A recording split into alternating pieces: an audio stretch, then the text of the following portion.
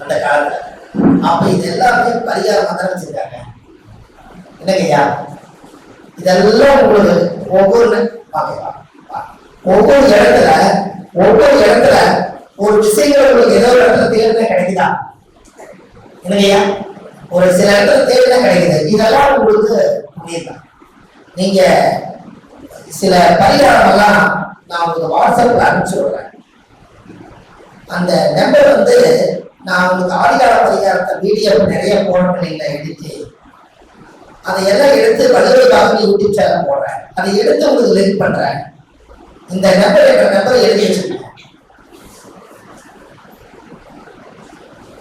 9655 9655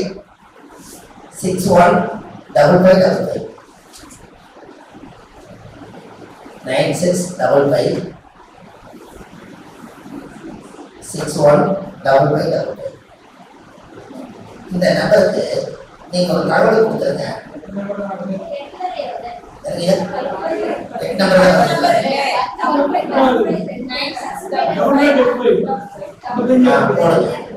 நான் ஏன் 5 வச்சுக்கிறேன் தெரியுங்களா? நிறைய 5 வச்சிருக்கோம். அது எதுனால வச்சுக்கிறோம்? நியூமராலஜி எனக்கு எங்கேயும் சாமி பார்க்க தெரியும். நாங்க இந்த வழிக்கு போயிட்டோம். ஏன் 5 நிறைய வச்சுக்கிறோங்க? எங்களுக்கு 6155 7155 8155 9155 எல்லாமே 10,000 20,000 50,000 வாங்கி வச்சிருக்கோம். ஏன் வாங்கி வச்சுக்க சொல்லுங்க? இந்த உலகம் எத்தனை இயக்கமா இருக்குது?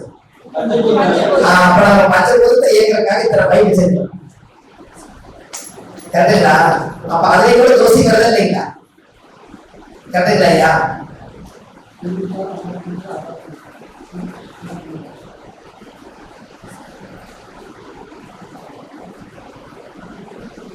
நீங்க 786 எடுத்தீங்கன்னா அது எந்த ராசியில் ஆயிடும்? 786 எந்த ராசிக்கு வரும்? 7 செவ்வாய் 8 சனி 6 சூரியன் மேச ராசியில் ஆகுதா? செவ்வாய் திசை 7 வருஷம், சனி அதுக்குள்ள உட்கார்ந்து தேசத்துல 8 சனி, சூரியன் உச்சாங்க 6 வருஷம். 786 நிக்குதா? மேசம் நடந்தே இல்லைங்களா? ஆமா, கரெக்ட் தானே?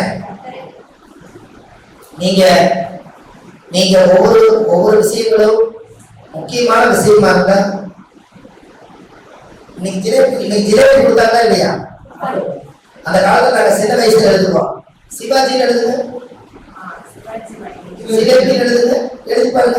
எல்லாம் ஒரே மாதிரி வருது. சிவாஜி வாயிலே ஜிலேபி எழுதுங்க.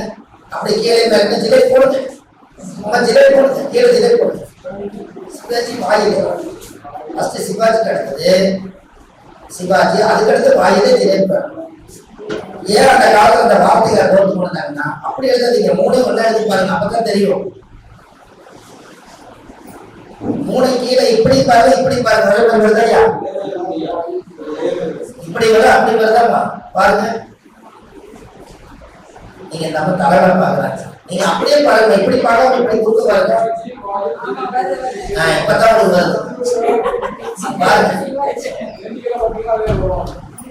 எல்லாமே அன்னைக்கு முடிய இறக்கம்னு இருக்குது, பண்றாங்களே இல்லையா? கேட்டீங்களா? வருதுங்களாமா? இதெல்லாம் ரகசிய மந்திரம் வச்சிருக்கிறாங்க, புரிஞ்சுங்களா? கேட்டீங்களாமா?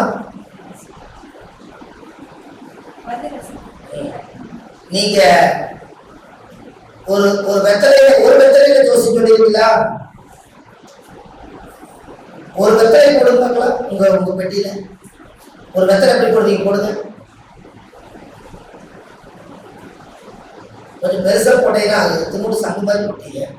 கொஞ்சம் பெருசா போடுங்க. வெத்தலை சைஸே போடுங்க.